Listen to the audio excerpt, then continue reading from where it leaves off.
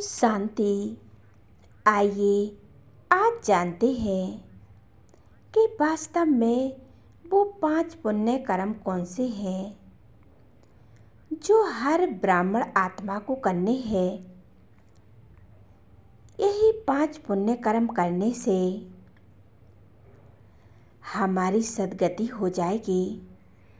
हमें सतयुग में श्रेष्ठ पद प्राप्त होगा।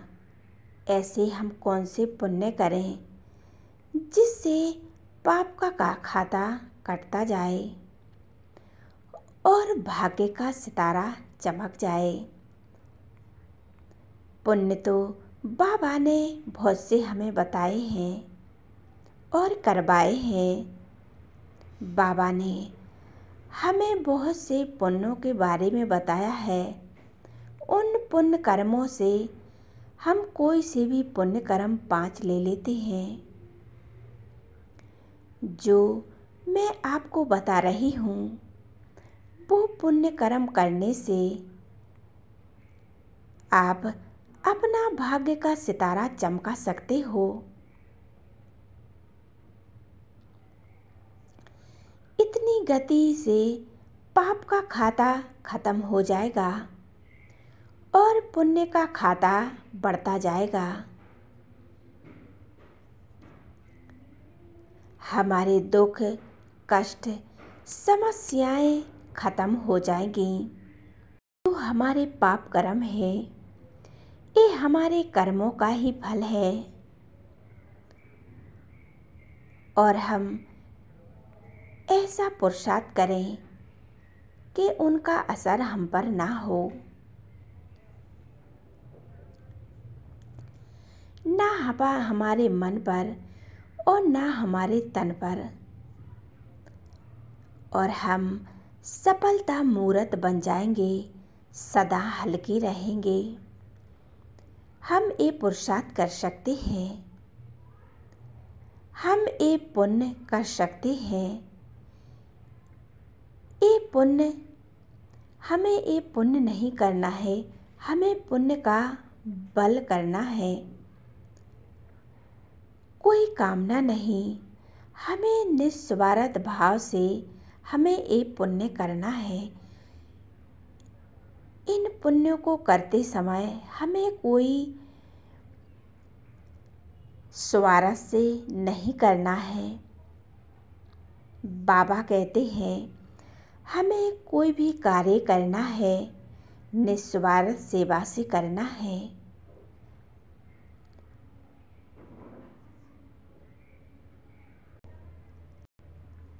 हमें जो भी कार्य करना है निर्भय होकर करना है, और जो व्यक्ति निर्भय होता है वो कुछ भी कर सकता है। और हमें भी 5 पुण्य कर्म रोज करना है। पुण्य तो बहुत से हैं लेकिन हमें ये 5 पुण्य कर्म जरूर करना है। तो सबसे पहला पुण्य है मनसा सेवा। मनसा सेवा में हमारा आ जाता है साकाश। हमें रोज अमृत बेला में सबको साकाश देना है, और सभी योगी आत्माएं जानती भी हैं कि विश्व को साकाश कैसे देते हैं, हम दूसरी आत्माओं को साकाश कैसे देते हैं। अमृत बेला नुमासाम योग में हम पहले भी वो वाइब्रेशन परमात्मा से लें, फिर हम संसार की सभी आत्माओं को दें। उनके जीवन को जो परिस्थितियां हैं, विघ्न हैं, उनको हम परिवर्तन करें। हम अपने वाइब्रेशन से उनकी समस्याओं को समाप्त करें, उन्हें दुखों से निकालें। साकाश देने वाली आत्माओं की परिस्थिति सामने आ नहीं सकती। साकाश में इतनी पावरफुल है। और दूसरा है मुख। ये मुख बड़े बड़े पाप कर्म कर देता है। किसी हीन भाले भावना वाले शब्द बोल देते हैं, किसी को दुख देने वाले हम शब्द बोल देते हैं, तो उन शब्दों पर हम संयम रखें। इस मुख द्वारा भी हम पाप कर्म कर लेते हैं। किसी को ऐसे कटु वचन बोल देते हैं कि सामने वाली आत्मा दुखी हो जाती है, तो हमें मुख से ऐसे वचन नहीं बोलना है जो दूसरी आत्माओं को दुख हो। आप पुण्य नहीं कर सकते हो तो पाप भी नहीं करो। कहते हैं एक चुप 100 सुख। अपने शब्दों पर कंट्रोल करना है। हमारे बोल से किसी को दुख ना पहुँचे, दूसरों के आंसू ना निकले। हमें ऐसे मुख से वचन नहीं बोलने हैं। हमें भगवान ने सिखाया है कि आपको बहुत मधुर और मीठी वाणी बोलनी है। आपके सामने कोई रोता हुआ भी आए तो हंसता हुआ जाए, मुस्कुराता हुआ जाए।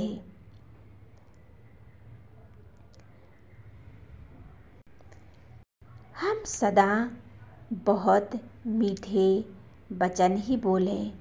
जब ही हम मुख खोलें, मीठे ही मीठे वचन बोलें। बाबा ने हमें मीठे वचन दिए हैं। कम बोलो, मीठा बोलो और धीरे बोलो। हमेशा यह स्लोगन हमें याद रखना है और हमें सदा ऐसा ही बोलना है। और तीसरा पुण्य कर्म है तन की सेवा। तन एक किसी काम का नहीं है। जब इस शरीर से आत्मा निकल जाएगी तो ये तन मिट्टी में मिल जाएगा और राख हो जाएगा। तो हमें इस शरीर से ऐसे कर्म करने हैं। हमें बाबा की सेवा करनी है। एक छोटी बड़ी कोई सेवा नहीं होती। हमें बड़े भाव और प्रेम से करनी है। एक दूसरे की मदद करनी है। घर में टेस्टी होकर हर कार्य करना है और हमें हर कार्य एक परमात्मा को अर्पण कर दें, फिर हम हर कार्य करें।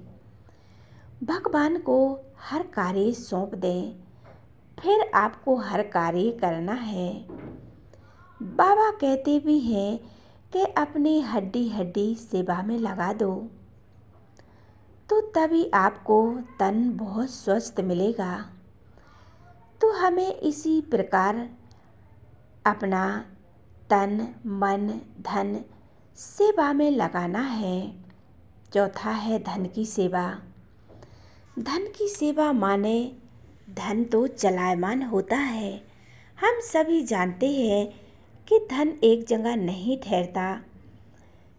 आप चाहे जितना कोशिश कर लो तो धन आपके पास ठहर नहीं सकता, क्योंकि धन तो आज आपके पास आया और दूसरे दिन दूसरे के पास गया।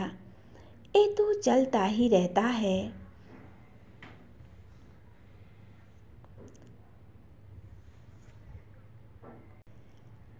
आप अपना धन पुण्य कार्य में लगाएं, अपना भाग्य बनाएं। आपके पास 1000 रुपये हैं तो 1000 में से 1 रुपया 10 रुपया तो निकालना ही है और पुण्य कार्य में लगाना है। आपके पास सब कुछ है, लेकिन जब आप कोई पुण्य कर्म ही नहीं करेंगे, अपना धन ही नहीं लगाएंगे, तो आपका भाग्य कैसे बनेगा। कहते हैं पुण्य से बड़ा कोई दान नहीं है, ना सेवा है। हमें परमात्मा के यज्ञ में 1000 से भी आपको 1 रुपये 100 रुपये जरूर लगाना है। क्योंकि जब हम परमात्मा के यज्ञ में लगाएंगे तो हमारा भाग्य बनेगा। और बाबा कहते हैं कि इसका 100 गुणा मैं आपको दूंगा। जब आप 1 रुपया लगाओगे तो रिटर्न में भगवान आपको 100 रुपये देगा।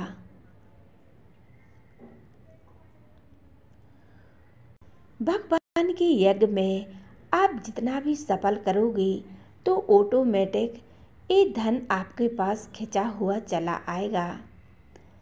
आपके पास जितना भी है उतना इच्छा से कर सकते हो, करो। इसलिए स्वयं की इच्छा से हम ये पुण्य जरूर करेंगे।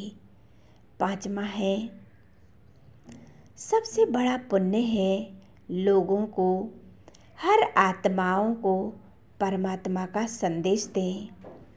परमात्मा आए हैं दूसरों को बताना है कि भगवान इस धरा पर आ चुके हैं। और लोग सुनते क्यों नहीं हैं? क्योंकि हम स्वयं ही परिवर्तन नहीं होते। जब हम स्वयं परिवर्तन नहीं होते हैं तो हम दूसरों को परिवर्तन कैसे करेंगे? तो हमें क्या करना है? चेहरे और चलन से हमें प्रत्यक्ष करना है। परमात्मा की प्रत्यक्षता तभी होगी जब हम अपने चेहरे और चलन से परिवर्तन होंगे। अपने पुरुषार्थ से और मुख द्वारा परमात्मा का संदेश दें। जब हम दूसरों के पास जाएं तो हर एक आत्मा यही कहे कि ये तो सचमुच भगवान के बच्चे हैं, ये कितने मुस्कुराते हुए रहते हैं, कितने खुश रहते हैं। तो ऑटोमेटिक बाबा का संदेश आत्माओं तक पहुंचने लगेगा। तो ये 5 पुण्य कर्म थे। ये 5 पुण्य कर्म हर एक आत्मा को रोज करने हैं।